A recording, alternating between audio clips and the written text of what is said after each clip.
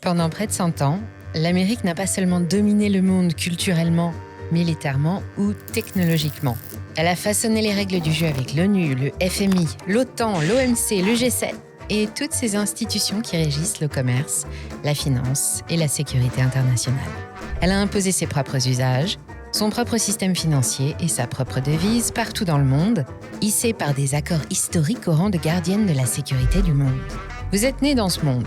McDo, Netflix, le dollar dans votre portefeuille en souvenir de vacances, l'Amérique est partout dans votre quotidien.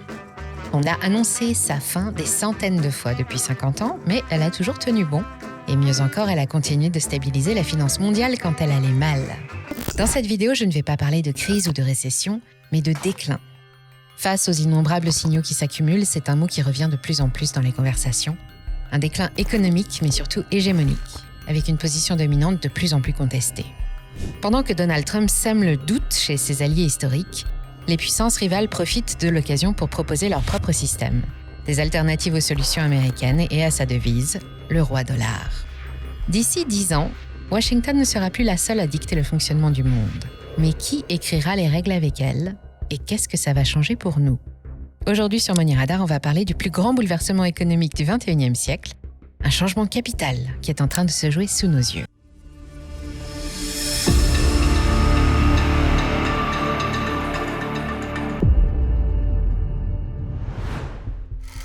Tout a commencé en 1944 à Bretton Woods, un nom qui doit vous dire quelque chose si vous avez écouté en cours d'histoire. La Deuxième Guerre mondiale n'est pas encore finie que déjà, les vainqueurs se réunissent pour redessiner le système monétaire mondial. Pour redresser le système monétaire, les accords de Bretton Woods font du dollar la monnaie de référence, garantie par l'or. Toutes les autres devises sont arrimées au dollar. Le billet vert devient un étalon convertible en or et l'Amérique devient le coffre-fort du monde. En 1971, les caisses sont presque à sec et Nixon met fin à la convertibilité. Mais le dollar n'est pas abandonné pour autant. Par convention et parce qu'il est solide, le monde continue de l'utiliser. Puis, 1991 arrive, le mur de Berlin tombe et emporte avec lui l'URSS, et l'Amérique se retrouve alors seule au sommet. En Europe, elle fait rêver, on lui écrit des chansons, on lui dédie des poèmes et on invente même des mots. Pour elle, le ministre français Hubert Védrine utilisera le terme d'hyperpuissance. Il n'y a plus d'adversaire, plus de contre-modèle. C'est le moment unipolaire, le modèle libéral américain a gagné. Mais aucun empire n'est éternel. Tous, ils finissent par décliner. En 2001, un économiste de Goldman Sachs invente un autre mot, un acronyme qui va tout changer. BRICS. Ces pays émergents représentent bientôt la moitié de la population mondiale et commencent à peser dans l'économie globale. Parmi eux, la Chine surtout, challenger de l'Amérique depuis son éveil et son miracle à elle. En 2008, la crise financière éclate. Elle part de Wall Street, des subprimes américains et contamine l'Europe, puis le monde entier. C'est un électrochoc pour Pékin qui détient des milliers de milliards de dollars en bons du trésor américain. Et si les États-Unis faisaient défaut? Et si le dollar s'effondrait? Ce n'est pas arrivé. Mais ce qui s'est passé 15 ans plus tard en 2022, c'était pire qu'un défaut de paiement. Les avoirs russes ont été gelés. Le jour où cette décision a été prise, il s'est passé quelque chose d'important. Le monde a vraiment pris conscience de la puissance exorbitante du dollar. Ensuite, il n'aura fallu que quelques mois à Donald Trump pour finir de détruire la confiance que l'Amérique avait mis 100 ans à se construire. Trump veut sauver l'hégémonie américaine et il a choisi de le faire par la force. Elle devient plus brutale, une hégémonie à l'impériale, de plus en plus digne d'un État totalitaire. Le problème, c'est que la diplomatie a une mémoire et ce que le monde a surtout retenu, c'est que 1. On ne peut plus compter sur la parole américaine et 2. Les alliances ne valent rien. C'est le moment que les concurrents ont choisi pour venir présenter leur hommage au pays qui doute, avec comme porte-parole le rival historique chinois. Dans son discours du 1er février dernier, Xi Jinping a confié un nouveau statut au yuan, celui de nouvelle monnaie de réserve mondiale, capable de rivaliser avec le dollar. Il vise 10% des réserves mondiales en yuan dans 5 ans. Autre signe encourageant selon lui, en 2021, seulement 2% des transactions commerciales se faisaient en yuan. Aujourd'hui, c'est 3 fois plus. Pour la première fois depuis Bretton Woods, une alternative crédible se construit et laisse planer le doute sur l'avenir du dollar. Ce doute, on le retrouve dans les cours de l'or, qui a dépassé plusieurs records historiques, et qui reste cher, ce qui laisse penser que le rebond du dollar ne serait que temporaire. Xi Jinping ne travaille pas seul. Derrière lui, il y a les BRICS. Avec leur expansion récente, on parle de 51% de la population mondiale et 40% du PIB global. Ils ont une banque centrale, la NBD, et ils ont un projet, BRICS Bridge, un système de paiement alternatif qui repose sur la blockchain et les monnaies numériques des banques centrales. L'idée, c'est simple. Au lieu de passer par le dollar et par SWIFT, les pays membres pourraient régler leurs échanges directement en monnaie locale via la plateforme BRICS-Bridge. Et il y a un autre projet plus ambitieux sur la table, une monnaie commune, adossée à l'or ou à des matières premières stratégiques, un peu comme le dollar de Bretton Woods, mais version BRICS. L'idée faisait encore sourire il y a 10 ans, mais les tests sont en cours. Le lancement pourrait avoir lieu entre cette année et 2027, autrement dit, c'est bientôt. Alors oui, il y a danger. Si les BRICS ne rejettent pas complètement l'Occident, ils contestent frontalement la domination politique, économique et financière des États-Unis et veulent proposer une véritable alternative aux États-Unis. Ils refusent le droit d'ingérence américain, ignorent les lois américaines normalement valables partout où le dollar circule et critiquent le privilège exorbitant, le dollar. C'est le dollar qui permet à l'Amérique d'imposer sa loi, de dépenser plus qu'elle ne gagne et de financer son développement sans risquer la crise inflationniste parce que tout le monde en veut. Mais le mouvement est lancé. Si le billet vert reste très présent dans les coffres des banques centrales, sa place diminue de 65% en 2008 à 61% 10 ans plus tard, puis 59% en 2022 et désormais 56% seulement. Dans les contrats commerciaux, il passe de 91% en 2008 à 88% en 2025. La dédollarisation est devenue structurelle. Ça ne va pas vite, mais ça progresse. Et aujourd'hui, ça se voit. Les transactions en devises locales du Sud global se multiplient. Elles ont représenté un tiers des échanges au sein des BRICS et 13% des transactions mondiales en 2025, contre 3% il y a 10 ans. D'ailleurs, si vous voulez suivre ces mouvements et comprendre comment ils impactent vos finances concrètement, inscrivez-vous à la newsletter Money Radar. Chaque mardi, vous y trouverez une semaine de marché résumée avec des mots simples, une action à potentiel et l'analyse d'une tendance économique importante. Et pour ne rien gâcher, elle est gratuite. Le lien est en description. Donald Trump veut sauver l'ordre mondial, mais il veut aussi sauver l'Amérique. Il sait que le déclin est entamé et il ne parle que de ça dans sa stratégie de sécurité nationale. L'Amérique, c'est plus que c'était et ça le rend fou. Alors oui, elle reste la première puissance militaire et la première économie mondiale, mais derrière le voile doré de notre imaginaire collectif forgé au Coca et au Walt Disney, la réalité est alarmante. L'espérance de vie américaine a stagné pendant des décennies. Entre 2010 et 2019, elle n'a progressé que de 0,1 an aux États-Unis, contre 1,2 ans en moyenne dans les pays comparables.